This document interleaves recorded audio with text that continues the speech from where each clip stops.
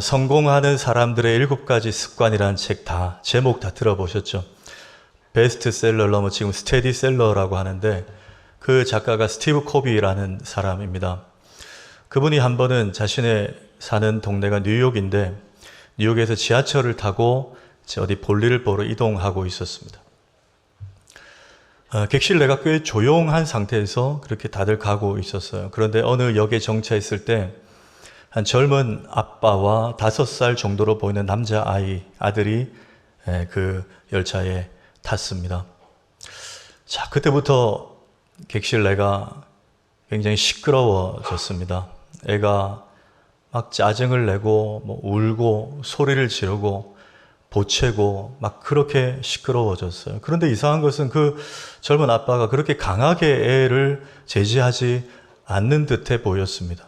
그러한 모습들이 그 열차 안에 있었던 여러 사람들에게 짜증을 유발시켰습니다. 그 중에 한 기센 여성이 나섰습니다. 제가 미국의 뉴욕 지하철이라고 했습니다. 그러니까 영어로 했을 텐데 제가 시간 관계상 한글로 말씀을 드리겠습니다. 저기요, 이봐요. 지금 뭐 하는 거예요, 공공장소에서. 애가 저렇게 난리를 피우면 좀 제재해야지. 지금 여기 있는 사람들 불편해하는 거 안 보여요? 당신들 때문에? 굉장히 좀 정색을 하고 질책을 했습니다. 그랬더니 그 젊은 아빠가 굉장히 민망해하고 미안해하는 표정으로 이렇게 이야기했습니다. I'm sorry. 그 다음부터 한글로 할게요. 미안합니다. 너무 미안합니다. 사실은 지금 이 아이 엄마의 장례식을 마치고 돌아가는 길입니다. 애가 너무 엄마를 찾아서 제가 어떻게 해야 될지 몰라. 너무 미안합니다.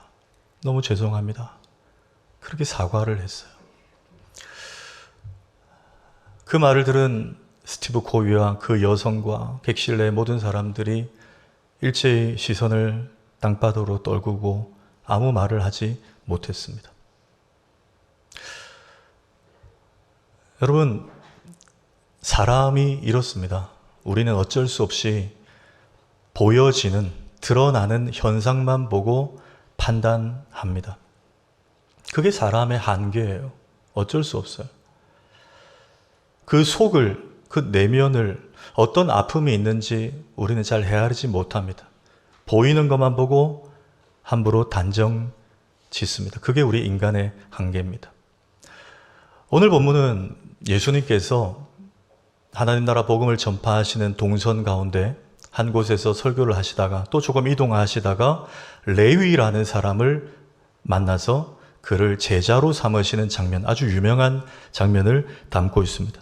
근데 저는 오늘 본문을 한 주간 쭉 묵상하면서 이해가 안 되는 지점이 하나 있었습니다. 오늘 14절을 한번 다시 볼까요? 읽겠습니다. 시작. 또 지나가시다가 알페오의 아들 레위가 세간에 앉아있는 것을 보시고 그에게 이르시되 나를 따르라 하시니 일어나 따르니라. 제가 어디가 이상하다고 한지 아시겠습니까? 마지막 저 부분이에요. 나를 따르라, 예수님이 나를 따르라 하시니 레위가 일어나 따르니라 라고 기록하고 있습니다. 여러분, 이상하지 않습니까? 지금 예수님과 이 레위는 초면입니다. 그러면 레위 입장에서 이렇게 할 수가 없어요. 아니, 누구신데요? 지금 직장이지 않습니까? 직장이에요. 누구시죠? 어디 가는데요? 제가 왜 따라가야 되죠? 여러분, 이게 상식적인 반응 아닙니까? 그런데 예수께서 나를 따르라 하시니 레위가 일어나 따르니라 라고 기록하고 있습니다. 이런 반구도 하지 않고 예수님을 따라갔다는 거예요. 여러분, 마치 기다렸다는 듯 해 보이지 않습니까? 당시 레위 세리, 이 직업 아시죠? 세리가 어떤 취급을 받았는지 아시죠? 성경에? 예수님 당시의 세리는 창기와 동급이었습니다. 유대인들에게. 왜 그러죠? 로마 정부와 결탁해서 같은 동족인 유대인들의 피를 빨아먹는, 그들에게 온갖 관세를 4배, 5배까지 붙여서 로마에 바치고 나머지는 임마이 포켓했던 사람들이 같은 유대인들 중에 세리였어요. 로마인이 아니었습니다. 같은 유대인들이었어요. 그래 여러분 뭐가 많습니까? 돈이 많아요. 물질적으로 결핍이 없습니다. 잘 먹고 잘 사는 사람들이에요. 그런데 왜 이 사람이 직장에서 열심히 일하고 월급 잘 받고 있는데 예수라는 분이 오셔서 일어나 나를 따르라 그랬더니 예수님을 왜 따라가죠? 이유가 없어요. 그런데 이유가 있어요. 여러분 오늘 레위가 직업이 세리였죠? 세리 정도가 아니고 세리장이었던 한 인물 기억나십니까? 키가 작았던 삭개오. 여러분 삭개오가 여리고라는 마을에 살고 있었는데 그때도 예수님이 그 마을에 찾아오셨습니다. 이미 소문이 났어요. 많은 인파가 예수님을 보려고 어떻게든 조금 예수님과 관계해 보려고 막 애워싸 있었습니다. 체격이 왜소했던 삭개오는 범접하지 못하고 지금은 번역이 뽕나무가 아니라 돌무화과 나무로 바뀌었죠. 돌무화과 나무에 기어 올라갑니다. 어떻게든 예수님 좀 보려고 눈 마주치려고. 이것도 사실 이해가 안 돼요. 여러분 레위는 세리고 오늘 삭개오는 세리장입니다. 세무소장 정도 된달까요? 연봉이 다릅니다. 돈 엄청 많은 사람이에요. 근데 뭐가 부족해서 왜 예수가 필요합니까? 그럼에도 불구하고 치면 무릅쓰고 나무를 기어 올라가서 어떻게든 예수님 보려고 했다는 거예요. 예수가 필요했다는 거예요. 뭐죠 여러분? 돈으로는 채워지지 않는 뭔가가 이들 속에 있었다는 거예요. 여러분 주변에 돈 많은 분들 있죠. 교회 밖이나. 너무 부러워하지 마십시오. 돈은 많지만 다른 곳에 골마 있는 가정들이 많아요. 돈으로는 채워지지 않는 뭔가가 레위나 그 삭개오에게 있었다는 거예요. 여러분 파스칼이 이런 멋진 말을 남겼습니다. 모든 인간의 가슴에는 하나님으로만 메울 수 있는 구멍이 다 뚫려 있다. 여러분 동의하십니까?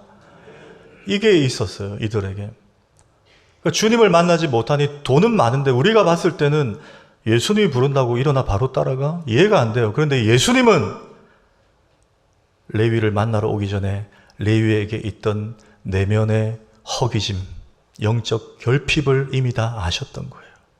사람들은 못 봅니다, 이걸. 주님은 이 내면을 보셨던 거예요. 그러니 기다렸다는 듯이 그러고 일어나 따라 나선 거예요. 제가 이상하다고 했다는 지점이 이제 해결이 되었습니다. 그렇다면 오늘 이 레위가 주님의 부르심 앞에 제자로 따라 나선 이 장면, 이 이후에 레위의 삶이 어떻게 변화되고 어떤 삶이 펼쳐졌는가, 이 관점으로 저는 두 가지를 살펴봅니다. 첫째는 예수님이 부르시고 그리고 일어나 제자로 따라 나섰을 때 어떻게 바뀌느냐, 이제 예수를 위하여 살게 되었다는 것입니다. 오늘 여러분 이건 마가복음, 우리 지금 마가복음 시리즈 살펴봅니다. 그런데 공관복음이라면 마태복음, 마가복음, 누가복음 세 권이에요. 공관복음 뭐죠? 같은 사건을 동시에 여러 사람이 보았다. 그래서 보는 각도에 따라서 한 사건이지만 내용은 조금 다를 수 있다. 그게 공관복음입니다. 오늘은 마가복음인데 오늘 똑같은 이 사건을 누가도 기록을 합니다. 한번 볼까요? 누가복음 5장 27절 이하에 읽습니다. 시작. 예수께서 나가사 레위라 하는 세리가 세관에 앉아 있는 것을 보시고 나를 따르라 하시니 그가 모든 것을 버리고 일어나 따르니라. 레위가 예수를 위하여 자기 집에서 큰 잔치를 하니 세리와 다른 사람이 많이 함께 앉아 있는지라. 저는 이 누가의 관점도 주목합니다. 마가복음에는 이 표현이 없었는데 누가의 관점에는 레위가 예수님을 만나고 잔치를 베풀었는데 이게 오롯이 예수님을 위한 잔치였다고 기록을 했어요. 여러분, 세리인 레위는 첫째, 로마 정부를 위하여 일하던 사람입니다. 그렇죠? 둘째, 로마 정부만을 위해 일한 사람이 아니고 자기를 위해서 일했던 사람이에요. 자기 주머니를 위해서, 자기 가족만 잘 먹고 잘 살면 된다고 생각하고 살던, 그러니까 자기를 위하여 살던 사람이에요. 그런데 그런 그가 오늘 주님께서 나를 따르라 하시고 그 부르심에 순종했더니 자기를 위하여 살던 사람이 예수를 위하여로 전환되더라는 거예요. 여러분, 이 복이 우리에게 임하기를 축복합니다. 예수를 위하여로 삶의 모든 인생의 목적과 가치관이 완전히 바뀌어버리더라는 거예요. 자기 중심의 삶에서 예수 중심의 삶으로. 여러분, 예수 중심의 인생이란 그럼 뭘까요? 예수 중심의 인생. 우리 교회 이제 낮예배 설교가 쇼츠 영상으로 매주 만들어지는데 몇 달 전에 쇼츠를 보고 우리 교회 등록한 한 집사님이 계신데 이분이 산부인과 전문의이세요. 그래서 이제 새가족 수료하시고 제가 등록 신방을 가서 이렇게 이제 대화를 나눴는데 이 집사님께 직접 들은 이야기입니다. 본인이 이제 진료하던 한 산모 환자 중에 진료를 받고 집에 돌아가는 길에 갑자기 지금 우리 중고생들은 이 책을 잘 안 보는데 저나 조금 우리 어른들은 아실 거예요. 수학하면 뭘 봤으면 정석이라는 책 아시죠? 한번 띄워줘요. 저 책 아시죠? 저거 우리 다 봤어요. 그렇죠? 저는 뭐 초등학교 1학년 때인가 다 뗀 기억이 있습니다. 저 수학 정석을 다 우리는 보고 자랐어요. 그 산모가 갑자기 수학 정석 책이 막 보고 싶더래요. 여러분, 이 산모는 수박은 좋아했는데 수학은 안 좋아했대요, 원래. 근데 서점 가서 저 책을 샀대요. 그냥 뭔가 홀린 듯이. 그리고 집에 가서 저 두꺼운 책을 3번을 정독을 했답니다. 3번을 쭉 며칠 동안. 근데 여러분, 몇 달 후에 애가 태어났어요. 얘가 수학 영재더래요. 고등학교 때 전국 수학 경시대회 전국 2등. 자, 하나 더 있습니다. 서울대 전기공학과에 들어갔대요. 이거 방송실에 틀어놓은 거 아니죠? 우아소리. 예. 진짜예요, 여러분. 뭐죠? 산모가 수학을 좋아하고 잘하던 분은 아닌데 얘가 뱃속에서부터 하나님 주신 그 DNA가 있었죠. 그 수학에 대한 어떤 그게 있었나 봐요. 하나님의 지혜는 신묘막측합니다. 예. 아기가 그게 당긴 거예요. 여러분, 제가 왜 이 말씀 드리는지 아시겠죠? 우리 대부분의 어른들, 여성들은 경험하시지만 아기가 이제 생겨요. 그러면 적어도 10달 동안은 아기 중심이 됩니다. 막 별로 뭐 땡기지도 않았던 평소의 음식들이 갑자기 당겨요. 그렇죠? 반대로 너무 좋아했던 음식들인데 막 거부 반응이 일어나고 또 좋아했지만 해로울 것 같은 것은 아기를 위해서 안 먹어요. 절제, 참아요. 적어도 10달 동안은 그렇게 해요. 그게 여러분 아기를 위하여 동의어로 아기 중심으로 바뀌는 거예요. 저는 이 이치가 예수 믿고 예수님의 영을 내 안에 모신 우리의 모습과 같다고 생각합니다. 여러분, 예수님의 영이 우리 안에 계신 줄 믿으십니까? 그럼 우리 삶은 자연스럽게 예수를 위하여로 바뀌고 예수 중심으로 바뀌는 거예요. 예수님이 좋아하는 것에 나도 지향하고 예수님이 싫어하는 것은 나는 지양하게 되어 있습니다. 이제 연말이 다가오니까 여기저기서 이제 봉사하던 파트들에 좀 이제 내가 이런저런 일들로 힘들어서 그만하시겠다는 얘기들이 들려요. 여러 파트에서 들려요. 다 사정이 있으실 거예요. 그런데 여러분, 오늘 설교를 듣고 다시 기도해 보시고 결정하셔야 돼요. 왜 그런가? 우리가 지금 하고 있는 봉사, 여태껏 해왔던 봉사들은 결코 나의 만족과 유익을 위해서 시작한 것들이 아니기 때문입니다. 예수님이 원하셔서 시작하신 것 아닙니까, 여러분? 맞습니까? 예수님이 내가 섬기고 헌신하는 걸 기뻐하시기 때문에 시작한 거예요. 그게 아니라면 나의 인조이죠. 예수님을 위해서 시작하셨어요. 그러면 그만두실 때도 예수님이 원하실 때 그만두셔야 돼요. 그게 예수 중심의 봉사고 제자의 삶이라는 거예요. 그런데 그렇지 않은 경우들이 꽤 있어요. 그만둘 때는 어떤 다른 환경, 어떤 사람 때문에 그냥 내가 그만두고 싶으면 그만둬. 예수 중심 아니고 내 중심으로 결정을 해요. 다시 한번 기억했으면 좋겠습니다. 우리 교회 봉사하시는 모든 파트의 모든 분들 기억하십시오. 예수를 위하여 봉사하십시오. 우리 할렐루야 찬양대 이렇게 하면 다 보셔야 되는데 할렐루야 찬양대 예수를 위해서 찬양하십시오. 예, 교인들 위해 찬양하는 게 예수님을 위해 찬양하는 거예요. 여기 이제 10시에 교육부도 섬기시고 온 교사들 있죠. 내가 아이들을 위해서 교사한다. 아니요. 그거는 2차적인 거예요. 예수를 위해서 교사하시길 축복합니다. 그게 우리의 동기여야 돼요. 일부 예배 드리고 지금도 어제도 오셔서 식당 봉사 주방 준비하시는 분들, 제가 일부 때도 그랬어요. 교인들 밥을 위해서 봉사하는 게 아니에요. 예수를 위해서 내가 주방에 헌신하는 거예요. 여러분, 이 가치관이 딱 정립이 돼야 됩니다. 그러면 환경이나 사람 때문에 그만두지 않아요. 혹 교사하다가 아이나 학부모 때문에 상처받을 일들이 있어요. 그것 때문에 그만두지 않는다고요. 왜? 내가 예수를 위해서 이거 시작했는데. 그게 분명히 서 있어야 돼요. 성격이 안 맞아서 같이 일하기 힘든 경우들도 있을 겁니다. 근데 여러분, 그 에피소드 기억하십니까? 가룟 유다가 예수님을 팔아넘기고 겟세마네 한 접선 장소에 예수님이 몇 시에 올 거다. 그리고 군대와 대제사장의 무리와 사람들이 예수를 잡으려고 막 하고 있을 때 예수님이 가셨어요. 잡혔습니다. 그때 선임 제자였던 베드로가 욱해가지고 대제사장의 종 말고를 칼을 빼가지고 탁 쳤는데 정확하게 귀가 잘려나갔어요. 완전 오상욱이에요. 정확하게 귀가. 대단해요. 홧김에 한 거예요. 그런데 여러분, 죄송합니다. 여러분이 예수님이면, 제가 예수님이라면 역시 너는 내 제자야. 이랬을 것 같아요. 의리있네. 예수님 뭐라 하는지 아세요? 누가복음 22장을 보십시오. 이것까지 참으라. 이것까지 참으라.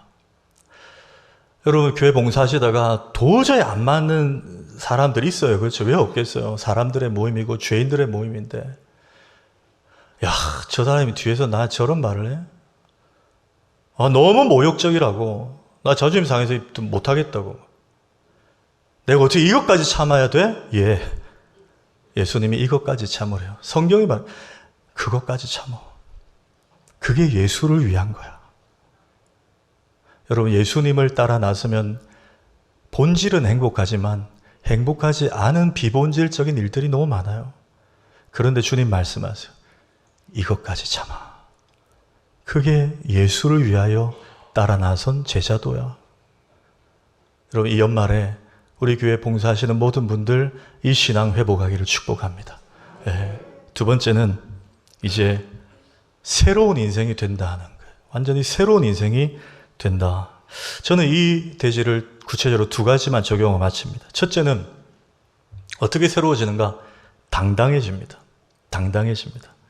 자, 오늘 마가복음은 마가가 쓴 책이에요. 마가가 저자입니다. 근데 마가는 오늘 예수님이 부른 이 사람을 오늘 본문에 보셨겠지만 레위라는 이름, 본명 레위로 기록을 해서 불러요. 기록을 했어요. 그런데 레위는 자기 자신을 뭐라고 쓰느냐? 여러분 아시죠? 레위가 쓴 게 마태복음이잖아요. 마태복음 9장 9절 볼까요? 예수께서 그곳을 지나가시다가 레위라고 안 해요. 자기를. 마태라 하는 사람이 세관에 앉아 있는 것을 보셨다라고 해요. 자기 자신을 레위라고 옛날 이름을 쓰지 않아요. 왜? 예수님이 제자로 부르시고 나서 새 이름을 부여하셨거든요. 그게 마태라는 이름이에요. 여러분, 이런 일이 종종 있습니다. 예수님이 그 사람이 거듭났을 때 이전 이름을 버리게 하시고 새 이름을 주셨어요. 창세기 아브라함으로 바꾸셨어요. 야곱, 이스라엘로 바꿨어요. 솔로몬, 여디디야로 바꿨어요. 시몬, 베드로로 바꿨어요. 반석으로 바꿨어요.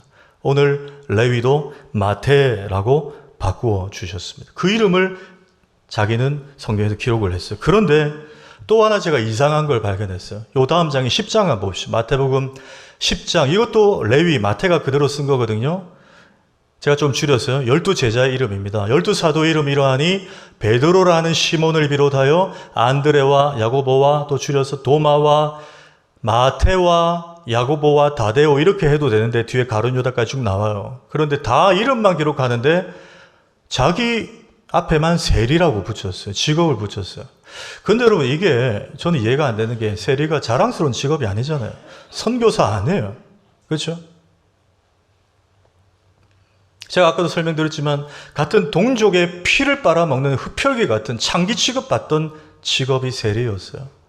그런데 예수님 만나 제자가 되고 예수님은 너희들은 내 사도라고 했는데 그 이름을 기록하면서 그 과거에 부끄러웠던 숨기고 싶었던 직업인 세리를 자기가 지금 기록을 하고 있단 말이에요.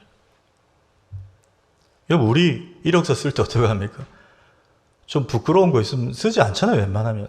어느 직장에 지원하는데 제가 과거에 철없을 때 어느 직장에 3일 동안 있다가 그냥 출근 안 하고 배째라 했던 기억이 있다면 그 직장 씁니까? 안 쓰죠, 이력서에. 좋은 거 써요. 무슨 학위, 자격증 이런 거 써요. 근데 저 부끄러운 직업인 세리를 그대로 적어 놓았어요. 여러분, 이거 어떻게 이해해야 될까요? 저는 이걸 이렇게 해석합니다. 작년 7월에 지금 제일 영향력 많이 끼치는 찬양사역장인 송경민 목사님 우리 교회 찬양 집회에 오신 거 기억하시죠? 그때 찬양 집회 전에 저하고 제 방에서 사진을 둘이 찍었습니다. 저 사진이에요. 딱 보시면 제가 송경민 목사님의 얼굴 크기가 4배로 커요. 저거 여러분 원근법 아닙니다. 똑같이 옆에 섰어요. 똑같은 카메라. 근데 제가 봐도 4배나 제가 얼굴과 머리가 커요. 근데 제가 여러분 이 2부 예배 모든 분이 보는 자리에서 저 사진을 그냥 적나라하게 딱 공개를 한다는 것은 제가 이제 부끄럽지 않다는 거예요. 맞죠? 옛날에는요, 저도 상처받았습니다. 머리 크다, 얼굴 크다 그러면 좀 그게 상처가 됐어요. 근데 지금은요, 별로 상처가 안 돼요. 오늘 예배 마치고 나갈 때 어느 청년이 저보고 와, 목사님 머리 됐다 크네요 해도 저는 상처 안 받아요. 그만큼 그게 치유가 됐다는 거예요. 별 문제 없이 된 거예요. 여러분, 이 관점으로 한번 보십시오. 마태가 자기가 예수님 만나기 전에 그 수치스러웠던 그 일을 했던 것, 손가락질 그 일을 했던 것, 그걸 지금 제자 아니 사도라고 하는 자기가 굳이 그걸 붙여놨어요. 누가 자기 보고 당신 그 옛날에 그 로마와 결탁에 세리짓 하던 그 인간 아니야? 라고 해도 이제 나는 그때 그랬지만 이제 아니에요. 완전히 치유가 됐다는 거예요. 여러분, 이게 복음의 능력인 줄 믿으시기 바랍니다. 혹 우리 안에 좀 감추고 싶은 것들 있는 분들 있잖아요. 하나님 앞에 죄송한 일들. 근데 주님은 이제 완전히 그걸 새롭게 바꾸셨다는 거예요. 그 주님 안에 있으면 그게 문제가 되지 않는 거예요. 수치가 되지 않아요. 왜? 예수님이 나를 택해 주셨는데, 예수님이 나를 사랑해 주시고, 예수님이 나를 불러 제자로 삼아 주셨는데, 여러분, 이 사실이 가장 크고 귀중해 보이면 다른 것들은 여러분 중요하게 안 여겨집니다. 누가 내 머리에 대해서 말하면 뭐 어때요? 누가 내 과거, 내 집안, 그 사람이 날 잘 모르고 오해 같은 얘기들을 하면 어떻습니까? 긁히지 않아요. 무슨 소리 해도 괜찮아요. 왜? 내가 예수 안에 있거든요. 예수님이 나를 불러주셨거든요. 예수님이 나를 제자로 삼아주셨거든요. 그러니 마태는 자기 앞에 부끄러운 세리를 갖다 붙여도 전혀 문제가 없는 거예요. 여러분, 고린도서 5장 17절 다 암송하시죠? 한번 읽겠습니다. 시작. 그런즉 누구든지 그리스도 안에 있으면 새로운 피조물이라. 이전 것은 지나갔으니 보라, 새 것이 되었도다. 아멘. 여러분, 믿으십니까? 여러분, 그리스도 안에 있으십니까? 그러면 여러분 새 것이 되었어요. 앞에 뭐가 부끄러운 게 붙어도 전혀 문제가 안 됩니다. 가장 중요한 것, 예수님이 나를 불러 제자로 삼아 주셨다는 것이 우리의 자격이 되고 우리의 스펙이 되는 줄 믿으시기 바랍니다. 네. 두 번째는 어떻게 새로워지는가? 특별해집니다. 우리의 존재 자체가 특별해진다는 거예요. 제가 좀 전에 예수님께서 제자로 삼으실 레위에게 새 이름을 주셨다 그랬어요. 그 이름이 마태라 그랬습니다. 매튜라 그러죠. 마태는 다른 뜻이 없어요. 딱 이 하나의 뜻이 있습니다. 하나님의 선물입니다. 마태 뭐라고요? 하나님의 선물이다. 이 뜻밖에 없어요. 이 단어가. 여러분, 가만히 생각해 보십시오. 선물은 누구에게 주나요? 다 다 줍니까? 아니요. 다 주면 기념품이에요. 다 주면 참가상입니다. 특별한 사람에게 줘요. 그렇죠? 내가 특별히 마음을 두고 있는 사람, 특별히 내가 챙겨야 되는 사람, 애정하는 사람에게 주는 게 선물이에요. 예수님이 레위를 제자로 삼아서 마태라고 부르신 것은 너는 이제 나 따라오면 특별한 존재가 되는 거야. 너는 예수 믿으면 특별한 인생이 되는 거야. 그 메시지를 부여해 주신 이름이 마태라는 거예요. 그렇다면 여러분, 우리도 적용합시다. 저와 여러분도 예수님을 만났습니까? 예수님 만나셨어요? 지금 부족하지만 예수님을 따라가고 계십니까? 그럼 여러분도 예수님 안에서 특별한 존재가 된 줄 믿으시면 됩니다. 예수님이 우리를 정말 특별하게 바라보고 계시는 거예요. 제가 지난주 낮예배 때 도마 이야기를 잠시 언급을 했습니다. 기억나시죠? 도마는 예수님이 죽었다고만 생각하고 실망했어요. 마음이 삐뚤어졌어요. 그래서 제자들이 다 모여 있을 때 잊지 않았어요. 하필 그때 부활하신 예수님이 그 집에 찾아오셨는데 도마만 없었어요. 그래서 나머지 제자들은 다 부활하신 예수님을 만나고 예수님의 부활을 믿게 되었어요. 토마만 없었어요. 그런데 딱 일주일 후에 부활하신 예수님이 다시 찾아오십니다. 왜? 도마를 위해서. 도마가 나는 내가 본 것만 믿어. 난 내가 만져본 것만 믿어. 이렇게 말했거든요. 그래서 그 도마를 위해서 예수님이 일주일에 다시 찾아오신 거예요. 여러분, 그것만 봐도 참 예수님이 도마를 사랑하신다는 걸 알 수 있죠. 그런데 저는 그 기록을 다룬 요한복음을 보면서 예수님이 정말 도마를 특별하게 사랑하셨구나를 알 수 있는 부분이 있었어요. 요한복음 20장 27절 읽습니다. 시작.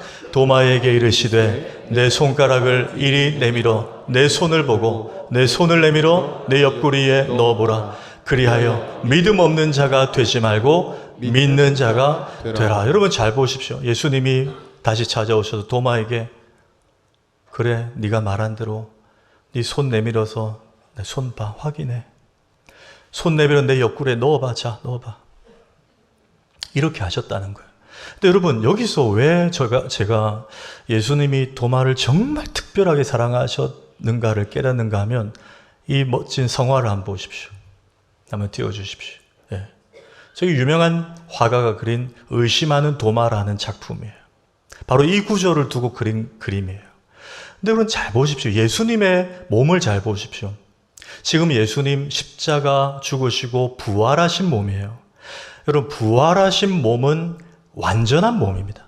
깨끗한 몸이에요. 아시는 대로 예수님 십자가에 달려 죽으시기 전에 이미 밤새 채찍에 맞으셨습니다. 군병들이 주먹으로 예수님의 얼굴을 때렸어요.